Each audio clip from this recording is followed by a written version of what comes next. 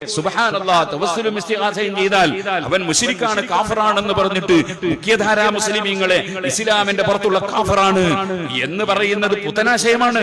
ബിദ്അത്തിന്റെ ആശയക്കാരായ ജമാഅത്ത് ഇസ്ലാമിയെ കുറിച്ചും അതുപോലെ മുജാഹിദിനെ സംബന്ധിച്ചുമൊക്കെ നമ്മുടെ സമസ്ത കേരള ജംഇയ്യത്തുൽ ഉലമയുടെ ആദ്യത്തെ 40 ആലിമീങ്ങളിൽപ്പെട്ട ബഹുമാനപ്പെട്ട ഖുതുബി മുഹമ്മദ് മുസ്ലിയാർ അവറുകൾ, അതുപോലെ ചാലിയത്ത് അഹ്മദ് കോയ മുസ്ലിയാർ അവറുകൾ, അങ്ങനെ അതേ പാനായിക്കുളം ഉസ്താദ് അവറുകൾ, അങ്ങനെ തുടങ്ങി വാളക്കുളം അബ്ദുൽ ബാരി മുസ്ലിയാർ അവറുകൾ, അങ്ങനെയുള്ള വലിയ വലിയ ആലിമീങ്ങൾ ഇരുന്ന് അവരുമായി യാതൊരു ബന്ധവും മുസ്ലിമീങ്ങൾക്ക് പാടില്ല, അവർ ബിദ്അത്തുകാരാണ് എന്ന് നമ്മളൊക്കെ ജനിക്കുന്നതിന് മുമ്പ് അവരിവിടെ പെരിന്തൽമണ്ണയിൽ യോഗം ചേർന്ന് പ്രഖ്യാപിച്ചതൊക്കെ പഴയ കാലത്ത് ഞാൻ ഒരുപാട് വായിച്ചു കേൾപ്പിച്ചതാണ്.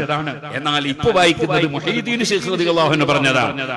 ആ മുഹീദ്ദീൻ ശൈഖ് റളിയല്ലാഹു അൻഹുവിന്റെ അൽ-ഗുന്യത്തു ലിതാലിബി തരീഖൽ ഹഖ് എന്ന കിതാബാണ്. ഈ കിതാബിൽ മഹാനായ മുഹീദ്ദീൻ ശൈഖ് റളിയല്ലാഹു അൻഹു എന്താണ് പറയുന്നത്? അവിടുന്ന് പറയുന്നത് സുന്നത്ത് ജമാഅത്തിന്റെ പുറത്തുള്ളവർ ലഅനത്തുള്ളവരാണ്. അവിടുന്ന് പറയാണ് വഖദ് ലഅന നബിയ്യു സല്ലല്ലാഹു അലൈഹി വസല്ലം, റസൂലുള്ളാഹി സല്ലല്ലാഹു അലൈഹി വസല്ലം ലഅനത്ത് ചെയ്തിരിക്കുന്നു, ശപിച്ചിരിക്കുന്നു അൽ മുബ്തദിഅ, സുന്നത്ത് ജമാഅത്തിന്റെ പുറത്തുള്ളവരെ.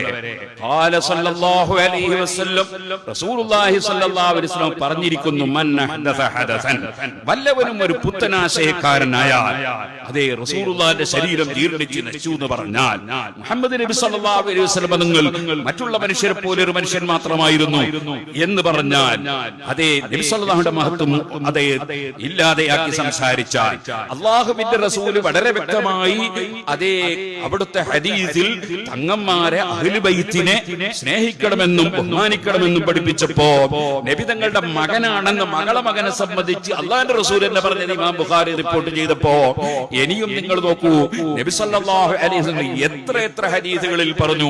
അതിന്റെ പുറമെ ഖുർആനിൽ അല്ലാഹു പറയാണ്, ഖുല്ലാ അസ്അലുകും അലൈഹി അജ്റൻ ഇല്ലൽ മവദ്ദത ഫിൽ ഖുർബാ, പറയൂ നബിയേ, ഒരു പ്രതിഫലവും ഞാൻ നിങ്ങളോട് ചോദിക്കുന്നില്ല, ഇല്ലൽ മവദ്ദത ഫിൽ ഖുർബാ, എന്റെ കുടുംബത്തെ സ്നേഹിക്കണം എന്നത് മാത്രമേ ചോദിക്കുന്നുള്ളൂ.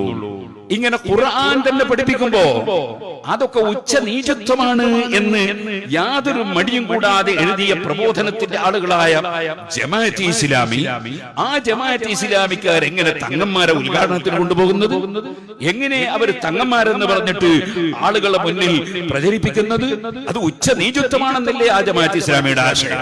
ഇനി നിങ്ങൾ നോക്കൂ, അങ്ങനെയുള്ള ഈ ബിദ്അത്തിന്റെ